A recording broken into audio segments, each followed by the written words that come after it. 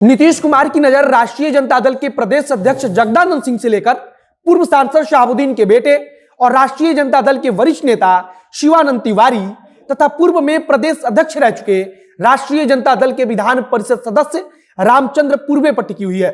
और इस बात की चर्चा लगातार मीडिया में चल रही है। कहा जा रहा है कि नए साल को नया बनाने के लिए जनता दल यूनाइटेड इस कोशिश में लगी हुई है कि राष्ट्रीय जनता दल से उन नेताओं को अपनी तरफ खींच लिया जाए जिनका अपना प्रभाव हो और फिलहाल वे पार्टी में एक प्रकार से अलग थलग हो, या फिर उनका किसी प्रकार का पार्टी के अंदर विवाद चल रहा हो।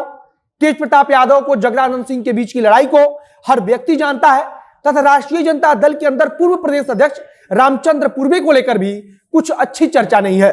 और जनता दल यूनाइटेड इस समय भरपूर कोशिश में लगी है कि अपने आप को किसी भी प्रकार से मजबूत किया जाए।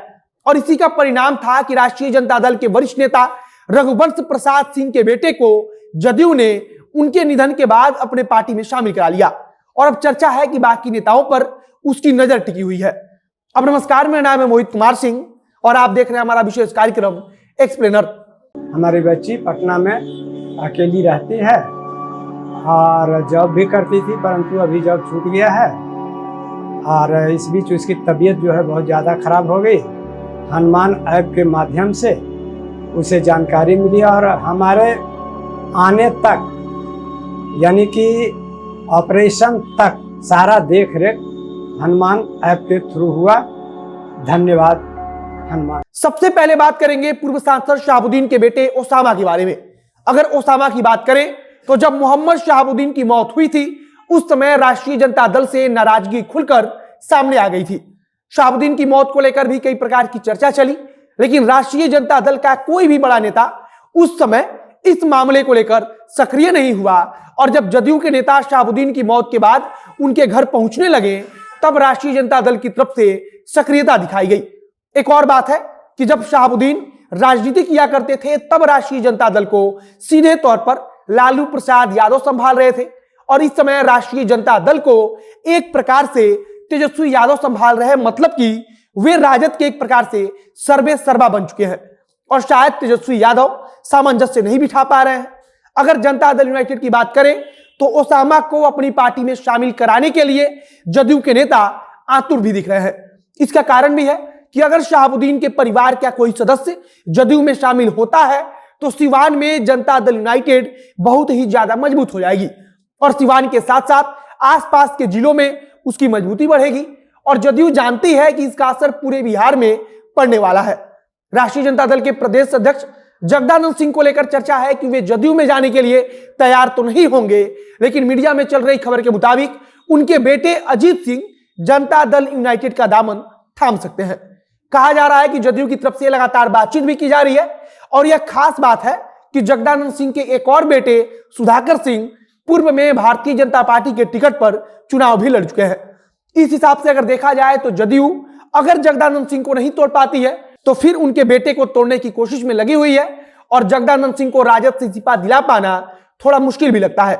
एक और नाम अब्दुल बारी सिद्दीकी की चल रही है और जदयू पिछले कुछ वक्त में मुस्लिम नेताओं पर ज्यादा ध्यान दे रही है। अब्दुल बारी सिद्दीकी को लेकर कहा जा रहा है कि उनसे बातचीत की कोशिश जदयू की तरफ से लगातार की जा रही है और अगर इन सभी नेताओं में से जिसे भी जदयू कमजोर पाएगी उसे अपनी पार्टी में शामिल करा लेगी। राष्ट्रीय जनता दल के वरिष्ठ नेता शिवानंद तिवारी पिछले कुछ समय से राजद में तेज प्रताप यादव के निशाने पर है। वैसे भी अगर पिछले कुछ वक्त की बात करें तो जगदानंद सिंह के आगे शिवानंद तिवारी की चर्चा कम ही होती है और जदयू की तरफ से ही इस पर भी नजर गड़ाई गई है। अगर राजद के विधान परिषद सदस्य रामचंद्र पूर्वे की बात करें तो वह मौजूदा समय में राष्ट्रीय जनता दल से एकदम कट चुके हैं और इसका उदाहरण है कि पार्टी के किसी भी कार्यक्रम में वे शामिल नहीं होते हैं।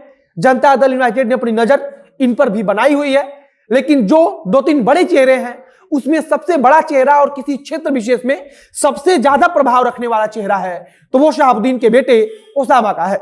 अगर ओसामा जदयू की सदस्यता लेते हैं तो सीधे तौर पर राष्ट्रीय जनता दल सिवान तथा सिवान से सटे जिले में कमजोर पड़ जाएगी और जदयू इस बात को बखूबी जानती है और उसे भुनाने की कोशिश में लगी हुई है। फिलहाल पिछले कुछ वक्त के दौरान जदयू की तरफ से कई दूसरे दलों के नेताओं को सफलतापूर्वक उनकी अपनी पार्टी से तोड़कर जदयू में शामिल कराया जा चुका है और उनमें से कई तो मौजूदा सरकार में महत्वपूर्ण पद पर है। और कई नेता विधानसभा और विधान परिषद के सदस्य हैं।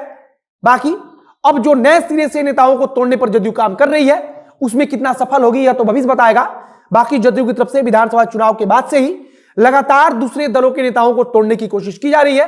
अगर आगे जदयू की तरफ से कुछ जानकारी आएगी या फिर अन्य दलों की तरफ से इस पर कुछ कहा जाएगा तो उसे हम आप तक पहुंचाएंगे। इस वीडियो को यहीं समाप्त करते हैं। वीडियो को शेयर कीजिए, फेसबुक पेज को लाइक कर लीजिए तथा यूट्यूब चैनल को सब्सक्राइब कीजिए। मिलते हैं फिर बहुत जल्द अगले वीडियो में। कैमरे के पीछे खड़े ओम प्रकाश और मैं मोहित कुमार सिंह। बहुत बहुत धन्यवाद।